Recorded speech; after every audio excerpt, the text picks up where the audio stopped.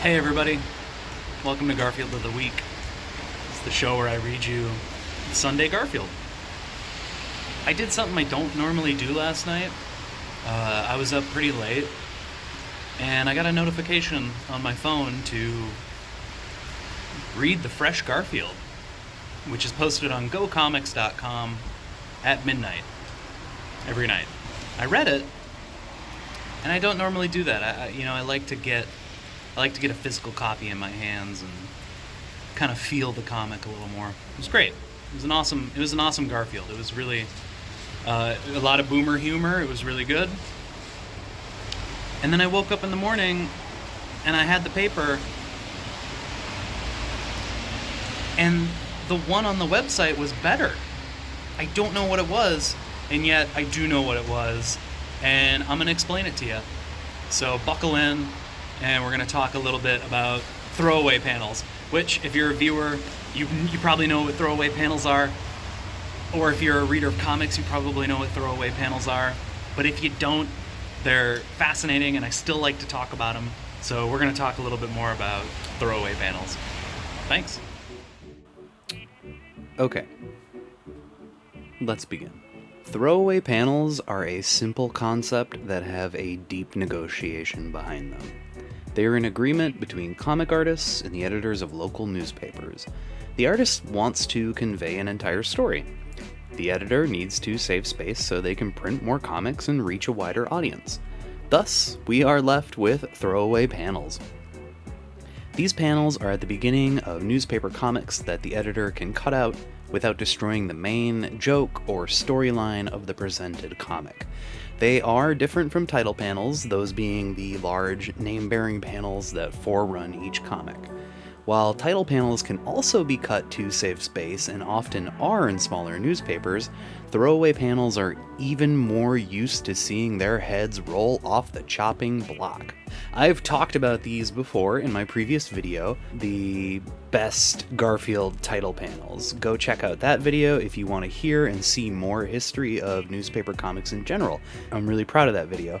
And obviously, there's some banger Garfield title panels in there. Go check that video out. But the reason I'm talking about throwaway panels today is because I read today's Garfield, and for some odd reason, I felt the missing panel. I'm not able to entirely explain why. It was a tiny little joke, and I can kind of explain why, but you gotta feel it. Here's the missing panel. The panel that wasn't shown in my copy of The Oregonian this morning. If I had just picked up today's comics and read them, everything would have been okay. I know that throwaway panels are a thing, but even I, your esteemed narrator, can have my omnipotent vision obfuscated by the powers that be. Budgetary restrictions peel the full experience away from us every single Sunday. How many panels are out there, unprinted, lost to the ether? I assume every single comic does throwaway panels. That means that there's billions of lost throwaway panels that editors just left on the floor. Here are some good examples of throwaway panels that I found on a website called Josh Reads. This is a really good write-up on these type of panels, and I will leave a link in the description. There's information on these things out there, but it's a niche. It's a niche? It's a niche subject. That's the right way to say that word, right? Niche? It's a niche subject that the general public isn't really aware of. I've just been obsessed with it because I read Calvin and Hobbes from a young age. I had this collector's book where Bill Watterson talked about throwaway panels, and for some reason, the idea of throwaway panels just rang in my head like a million dwarves hitting their hammers onto the armor of orcs, like ringing bells. So yeah, here's a good one from Dennis the Menace. Look at that. Tiny little joke. Ran in front of a comic. This got cut out. But look at that. That's a great little succinct joke. I love it. Here's another one from Curtis. I don't understand this one. I don't know if it was a joke. But I think in the way that it's not a joke makes it even funnier. Because why? He's just sweeping the floor. That's it? That was the throwaway panel. This is another one that's just hilarious because it's It's not supposed to be. Look at this. The lady says, "Do you like the salmon squares? I tried a new recipe. They're delicious." And then zip, right there. That was cut out because the rest of the comic stands on its own. Okay. And here's one for Marvin. Marvin is a classic comic. I really like Marvin a lot. Kind of reminds me of like a progenitor to Baby Blues.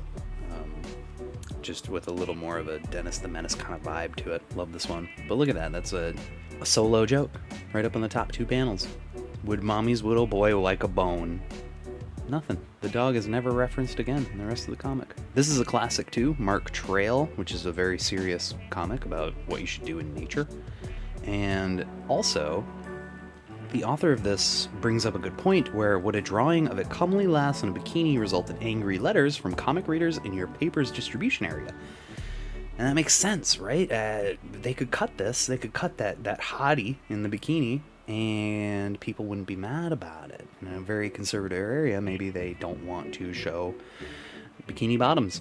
And I just never thought about that. I wonder if there was ever any like really, really edgy comic book artists who put crazy stuff into their throwaway panels. You know, like I said, who knows what's been lost? And onto this last one, Funky Winkerbean, which is a comic I've never heard of, and I don't know what's being referenced here or anything, but without even having any context, I can see that that's a throwaway panel. You can just tell. Look at, he's talking to the marching man, and then very somberly, you know, it just goes on to him putting a flag on somebody's grave, and I think I need to check out Funky Winkerbean. Today's Garfield is a great example of throwaway paneling. It's a fun little joke that I enjoyed, and that's why it felt emptier to me when I read it in the paper this morning. While the rest of the comic was a boomer humor joke, and it was fine, throwaway panel had a pretty decent one-liner in it. It's a self-aware joke, referencing the fact that it's a useless panel and will be seen by, less than 5% of the people who read Garfield every Sunday. So, viewer, listener, if you enjoy something, I advise you to find its source. Go to the place where you can find the unedited, unfiltered version of the thing you love and absorb it. Show love to its creator, and maybe eventually we can live in a world without throwaway panels. Thank you. Alright, so now you probably get what throwaway panels are, and maybe you understand what the deal is with them. Is it better to know the artist's original intention and pacing? Does it mess up the flow?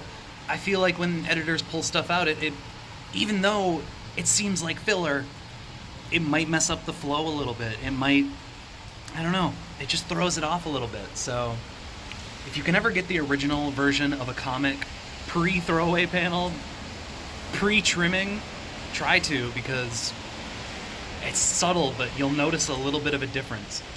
And there you go. Thanks for tuning back into Garfield of the Week. I hope you learned something today. That's what we're always trying to do around here. We're always trying to learn something. Any day you don't learn something is a wasted day. So take it easy out there. Be nice to yourself. Be nice to all the people around you. Have an awesome week. See ya.